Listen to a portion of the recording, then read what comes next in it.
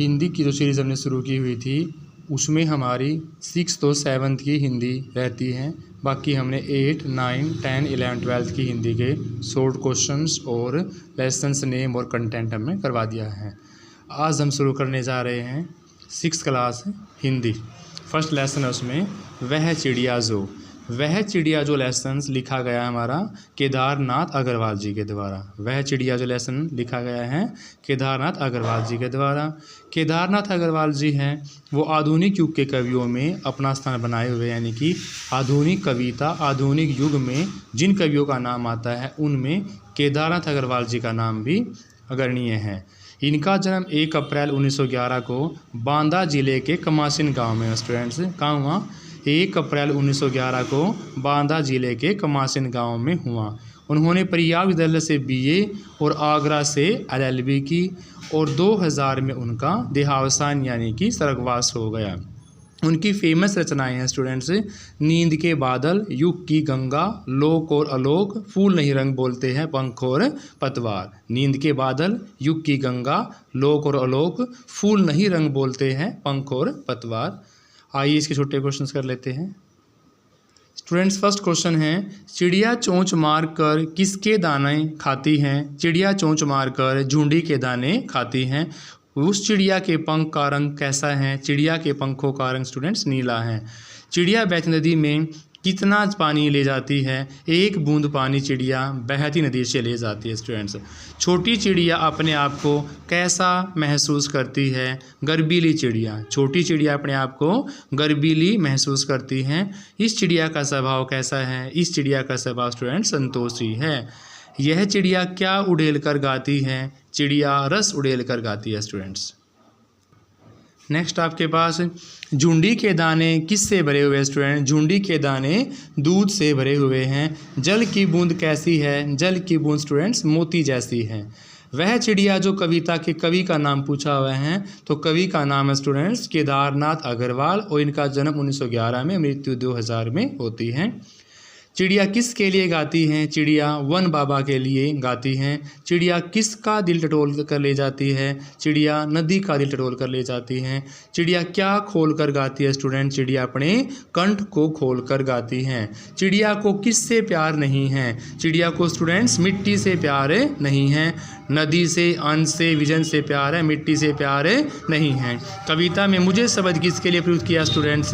कविता में मुझे शब्द चिड़िया के लिए प्रयुक्त किया गया है। वह छोटी मुंह बोली कौन है?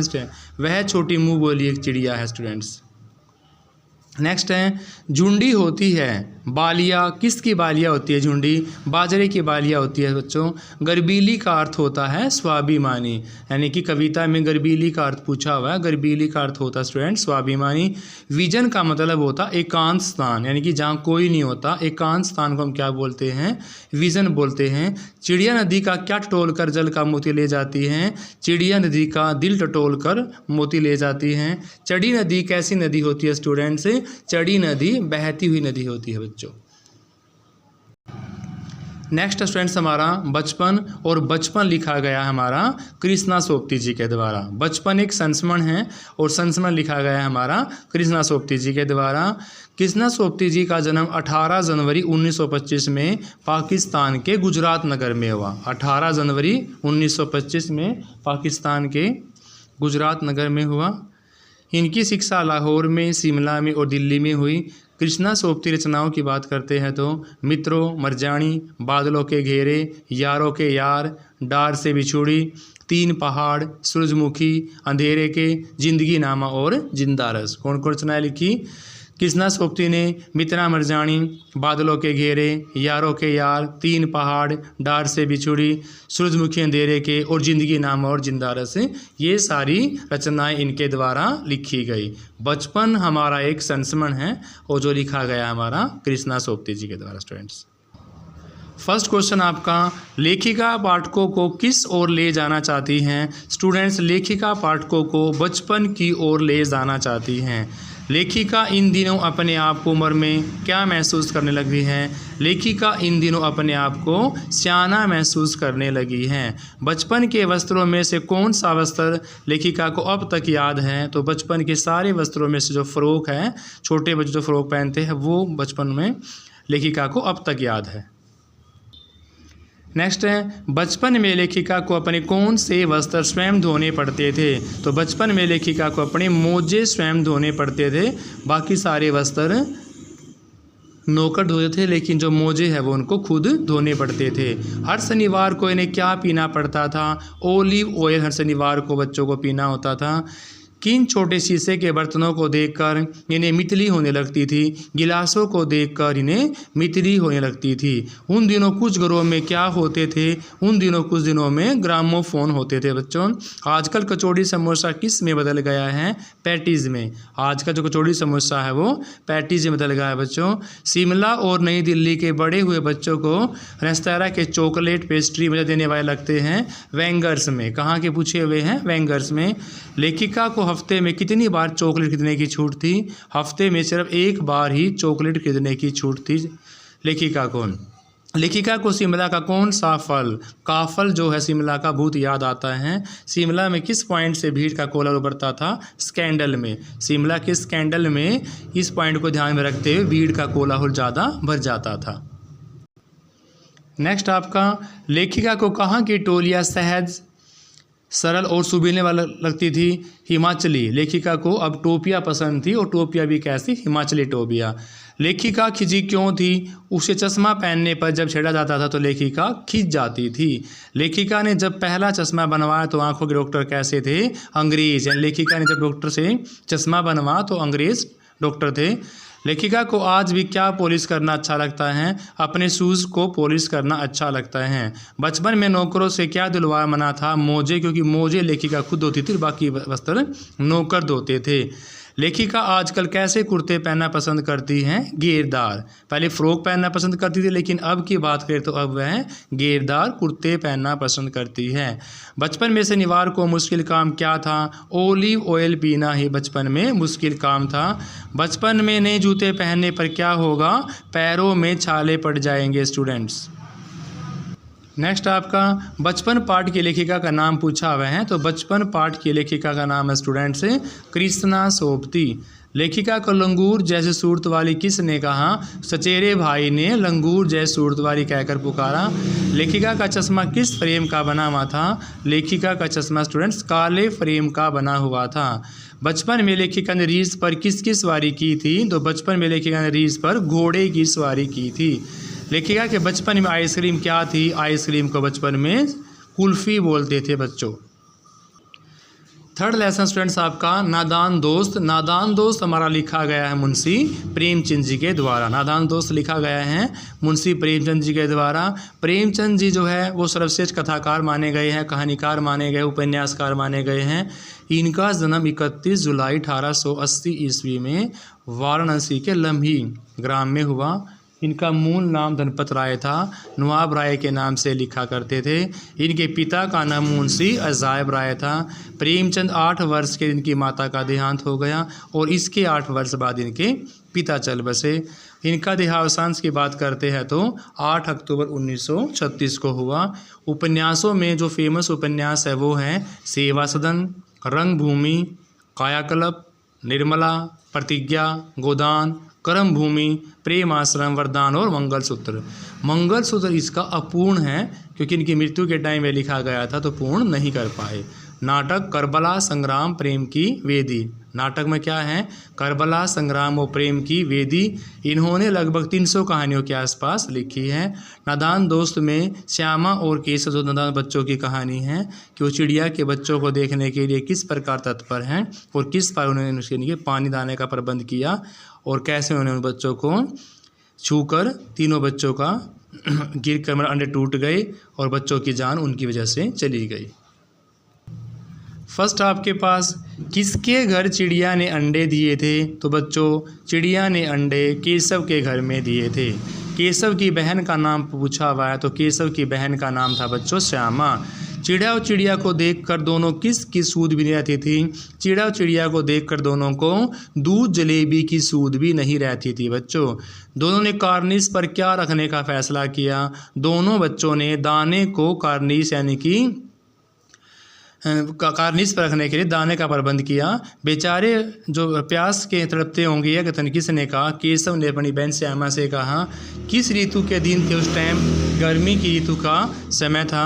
दोनों दम रोक के आंखें बंद किए। किस मौके का इंतजार कर रहे थे कि उनकी अम्मा सो जाए। अम्मा सो जाएंगे तो वो बच्चों को देखने के लिए जाएंगे। नेक्स्ट आपका कार्निस पर कितने अंडे पड़े हुए थे। कार्निस पर बच्चों 3 अंडे थे। अंडे कहाँ टूटे पड़े थे, नीचे। माँ की डांट सुनकर केशव क्या भीगी बना खड़ा रहा। तो भीगी का मतलब होता है भीगी बिल्ली बनकर खड़ा रहा। अंडों को छूने से चिड़िया उन्हें क्या नहीं करती। अंडों को छूने से चिड़िया उन्हें सेती नहीं है। हाय हाय 3 जाने ली है दुष्ट ने। यह कथन किसका है, उनकी माँ का है, केशव और श्यामा की माँ का।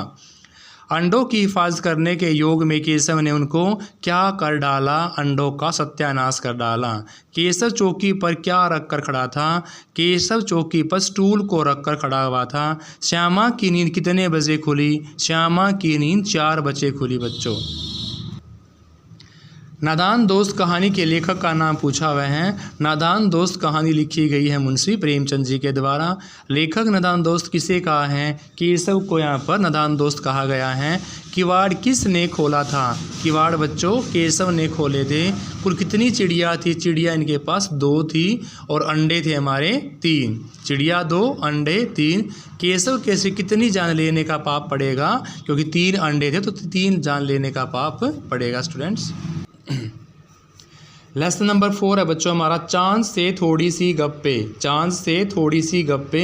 एक 10-11 साल की लड़की है तो चांद से थोड़ी सी गप्पे कर रही है। और यह कविता हमारी लिखी गई है शमशेर बहादुर सिंह के द्वारा। किसके द्वारा लिखी गई है, शमशेर बहादुर सिंह के द्वारा लिखी गई है। शमशेर बहादुर सिंह हमारे एक प्रसिद्ध कवि थे। कोमल भावनाओं के कवि से इनकी पहचान हो जाती है। इनका जन्म 13 जनवरी 1911 को देहरादून के अंदर हुआ। और इन्होंने एक चुका भी नहीं हूँ मैं इतने पास अपने, ये कविताएं 1975 और 80 के अंदर लिखी गई। और शमशेर बहादुर सिंह कविता के साथ साथ इन्होंने अलग अलग क्षेत्रों में भी अपनी प्रतिभा का परिचय दिया है। यानी कि जन्म कब हुआ इनका, 13 जनवरी 1911 में। कहाँ हुआ, देहरादून के अंदर। और यहाँ शमशेर बहादुर सिंह ने चांद से थोड़ी सी गप्पे को लड़की है 10-11 साल की, वो बता रही है कि चांद जो है उसको बढ़ने की बीमारी है। अगर वो बढ़ना शुरू कर देता है तो घटने का नाम नहीं लेता, और घटना शुरू होता है तो बढ़ने का नाम नहीं लेता। यानी कि इस तरह चांद को एक स्थायी बीमारी बताई गई है बढ़ने और घटने की। और वो चांद से बातें कर रही हैं। कौन, 10-11 साल की कोई लड़की। फर्स्ट है गोल है खूब मगर आप तिरछे नज़र आते हैं। यह किसके लिए कहा गया है। यह शब्द जो बोले गए वो चांद के लिए बोले गए हैं। चांद ने क्या पहना हुआ है। चांद ने आकाश रूपी वस्त्र पहने हुए हैं। चांद का सिर्फ क्या खुला हुआ है बच्चों, चांद का सिर्फ और सिर्फ मुंह खुला हुआ है। सिमत का क्या अर्थ होता है। सिमत का अर्थ होता है बच्चों दिशा। चांद की बीमारी कैसी है। चांद की बढ़ने की घटने की बीमारी स्थायी बताई गई है। चांद किस दिन पूरा गोल मटोल दिखाई देता है। चांद पूरा का पूरा पूर्णिमा को गोल मटोल दिखाई देता है। चारों दिशाओं में चांद की क्या फैली हुई है। चारों दिशाओं में आकाश रूपी चांद की पोशाक फैली हुई है बच्चों। नेक्स्ट है वाह जी वाह में क्या छिपा है। वाह जी वाह में एक व्यंग्य छिपा हुआ है। लड़की स्वयं को क्या नहीं मानती। लड़की स्वयं को मूर्ख नहीं मानती। आकाश कैसा है। आकाश ऐसा प्रतीत होता है तारों से जड़ा हुआ हो। चांद कब तक बढ़ता जाता है, जब तक बिल्कुल गोल मटोल न हो जाए, जब तक वह बढ़ता जाता है। लड़की के अनुसार चांद को क्या है। चांद को बढ़ने घटने की एक बीमारी है। चांद से थोड़ी सी गप्पे कविता के कवि का नाम पूछा हुआ है तो शमशेर बहादुर सिंह इनकी कविता का नाम है। कवि ने गोरा चिट्टा किसे कहा गया है। कवि ने गोरा चिट्टा यहाँ पर चांद को संबोधित किया गया है। कविता में आप से किसे संबोधित किया गया है तो स्टूडेंट्स कविता में आप से चांद को संबोधित किया गया है। नेक्स्ट है हमारा साथ ही हाथ बढ़ाना, 6th क्लास लेसन नंबर 5, और ये लिखा गया है साहिर लुधियानवी जी के द्वारा। साथ ही हाथ बढ़ाना लिखा गया है साहिर लुधियानवी जी के द्वारा। इनका जन्म 8 मार्च 1921 को, कब? 8 मार्च 1921 को लुधियाना पंजाब में हुआ है। इनका असली नाम था अब्दुल हई साहिर, यानी कि 8 मार्च 1921 को लुधियाना पंजाब में जन्म और असली नाम है अब्दुल हई साहिर। इनका जन्म जागीरदार परिवार के अंदर होता है। इनके पिता अत्यंत धनी व्यक्ति थे, लेकिन माता पिता के अलगाव होने के कारण अपनी माँ के साथ इन्होंने व्यवस्था में रहना पड़ता है और इनके दिन फिर अत्यंत गरीबी में व्यतीत होते हैं। 1949 में दिल्ली चले आते हैं। अनेक फिल्मों में गीत गाया है इन्होंने। 25 अक्टूबर 1980 को इनकी मुंबई में इनका निधन या देहावसान हो जाता है। स्टूडेंट्स, आइए हम इसके छोटे क्वेश्चंस कर लेते हैं। फर्स्ट क्वेश्चन है साथ ही हाथ बढ़ाना के कवि का नाम पूछा बच्चों। तो साथ ही हाथ बढ़ाना के कवि का नाम है साहिर लुधियानवी। कवि ने किसे संबोधित किया है? कवि ने मेहनतकश लोगों को संबोधित किया है बच्चों। व्यक्ति को काम करना चाहिए मिलजुल कर, व्यक्ति को सारे काम मिलजुल कर करने चाहिए। अकेला व्यक्ति किसी बड़े काम को अकेला पूरा करने में कैसा अनुभव करेगा? अकेला व्यक्ति किसी बड़े काम को पूरा करने में कठिनाई महसूस करेगा, और मिलजुल कर काम करेंगे सारे अच्छी तरह से काम हमारा खत्म हो जाएगा।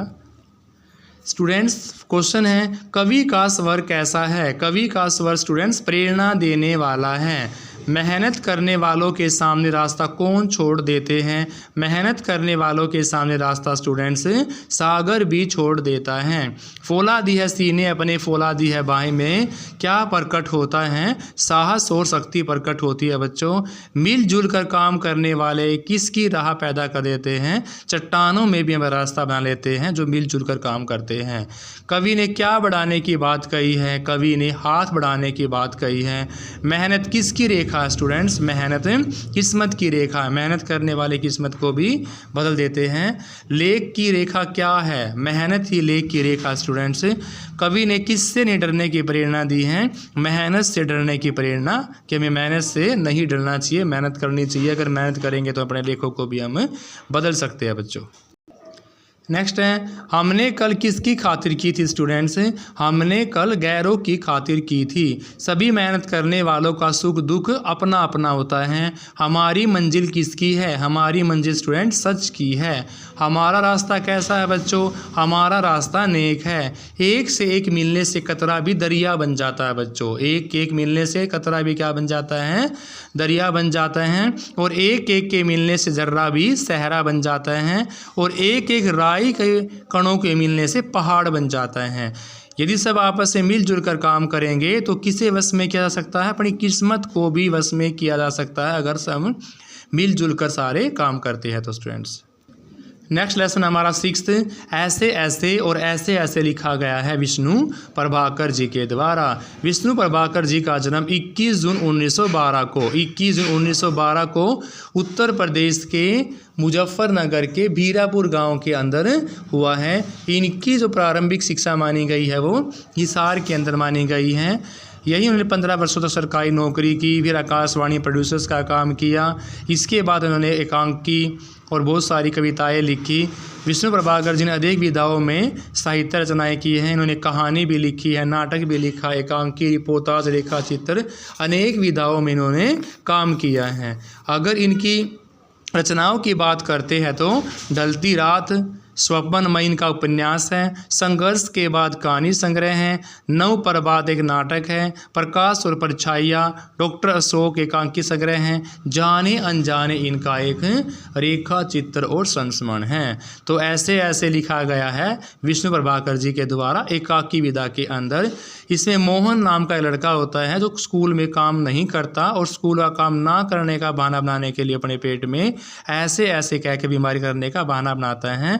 वह 3री कक्षा में पढ़ता है और फिर डॉक्टर उसकी नब्ज़ देख के कहते हैं कि भी इसको कब्ज़ है। उसकी और जो वैद्य है वैद्य बताते हैं कि इसकी पेट में फोड़ा है, इसलिए उनकी माता जी घबरा जाती हैं। और लास्ट में फिर जो उनके अध्यापक होते हैं वे पहचानते हैं कि इनको काम ना करने का बहाना बना कर ये पेट में ऐसे ऐसे करने की बीमारी बता रहे हैं। तो इस प्रकार से स्टूडेंट्स उनका जो ऐसे ऐसे करने का बहाना तोड़ते हैं वो उनके मास्टर जी उसका सॉल्यूशंस करते हैं। फर्स्ट क्वेश्चन आपका, ऐसे ऐसे किसे हो रहा था स्टूडेंट्स। ऐसे ऐसे हमारी एकांकी है, विष्णु प्रभाकर जी के द्वारा लिखी गई है। और ऐसे ऐसे मोहन के पेट में हो रहा था। मोहन को ऐसे ऐसे कहाँ हो रहा था, मोहन को ऐसे ऐसे उनके पेट में हो रहा था। वैद्य जी ने नाड़ी देखकर मोहन को किसका प्रकोप बताया। वैद्य जी ने नाड़ी को देखकर मोहन को वात का प्रकोप बताया स्टूडेंट्स। नेक्स्ट है, वैद्य जी ने मोहन की जीभ को देखकर क्या बीमारी बताई। उनकी जीभ को देखकर बताया कि उनको कब्ज है। वैद्य जी ने अपनी पुड़िया में ऐसे ऐसे बीमारी को किसके सिर से सींग भगाने के समान बताया था। गधे के सिर से सींग भगाने के समान बताया बच्चों। मोहन को मास्टर जी ने कितने दिनों छुट्टी दी थी, 2 दिन की। मोहन ने ऐसे ऐसे बीमारी का बहाना क्यों बनाया, स्कूल का काम नहीं किया था इसलिए मोहन ने ऐसे ऐसे बीमारी का बहाना बनाया बच्चों। आपके ऐसे ऐसे की दवा मेरे पास है, यह कथन किसका है बच्चों, यह कथन डॉक्टर जी का है। तेरे पेट में तो बहुत बड़ी दाढ़ी है, कथन किसका है, यह कथन माँ ने कहा है। वैद्य और डॉक्टर को क्यों किसकी दवा भेजेंगे, वैद्य और डॉक्टर दस्त की दवा भेजेंगे स्टूडेंट्स। वैद्य जी की पुड़िया कितने कितने घंटे के बाद, आधे आधे घंटे के बाद लेनी बताई गई है। ऐसे ऐसे एकांकी के लेखक का नाम पूछा बच्चों, तो ऐसे ऐसे लेखांकी हमारी किसकी है, विष्णु प्रभाकर जी की है। नेक्स्ट है, एकदम सफ़ेद पड़ गया है, खड़ा नहीं रहागा, यह कथन किसके द्वारा कहे गए हैं। तो यह कथन बच्चों पिता के द्वारा बोले गए हैं। मोहन के घर का फ़ोन नंबर क्या था स्टूडेंट्स, मोहन के घर का फ़ोन नंबर था स्टूडेंट्स 4332। मोहन की उम्र 8 से 9 वर्ष बताई गई है और वह तीसरी कक्षा में पढ़ता है। 2 क्वेश्चन हो गए आपके, 8-9 वर्ष का है और तीसरी कक्षा में पढ़ता है। कौन सी बीमारी है, उनको कब्ज़ बीमारी बताई गई है। मोहन की बीमारी पर कितने रुपये खर्च आया, मोहन की बीमारी से 15 से 20 रुपये का खर्चा बच्चों। मोहन सहसा क्या छिपा लेता है, मोहन अपना मुंह छिपा लेता है। मोहन के पिता के हाथ से क्या गिरा, दवा की शीशी उनके हाथ से गिरी गई। चेहरा तो कुछ उतरा हुआ, कथन किसका बच्चों, यह कथन मास्टर जी का है स्टूडेंट्स। नेक्स्ट है, मोहन के पेट में फोड़ा होने की बात सुनकर मोहन की माँ कांपने लग जाती हैं। मल रुक जाने से पेट में क्या वायु बढ़ जाती है। मोहन के पिता वैद्य जी को 5 रुपये देते हैं, वैद्य को 5 रुपये और डॉक्टर को 10 रुपये। 2 क्वेश्चन हो गए आपके कि वैद्य को देते हैं 5 रुपये, डॉक्टर को देते हैं 10 रुपये, खर्चा आता है 15 से 20 रुपये के बीच में। पड़ोसिन किसकी काकी है, पड़ोसिन रामू की काकी है बच्चों। राम मारी बीमारियों ने तंग कर दिया, कथन किसका है, राम मारी बीमारी तंग कर दिया, कथन हमारा पड़ोसिन का है जो रामू की काकी है।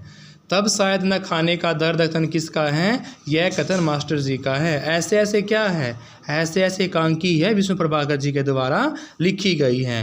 वैद्य जी की पुड़िया किसके साथ लेनी होती थी, वैद्य जी की पुड़िया हमें गर्म पानी के साथ लेनी होती है स्टूडेंट्स। हमारे 6 लेसन यहाँ कंप्लीट होते हैं, बाकी लेसन हम नेक्स्ट वीडियो के अंदर करेंगे स्टूडेंट्स। तो ये हमारे 6 लेसन 6ठी क्लास के हिंदी के सेशन नंबर 2024-25 के जो सिलेबस हमारा है वो कंप्लीट होते हैं आज। बाकी लेसन हम नेक्स्ट वीडियो में कवर करेंगे। Thank you students.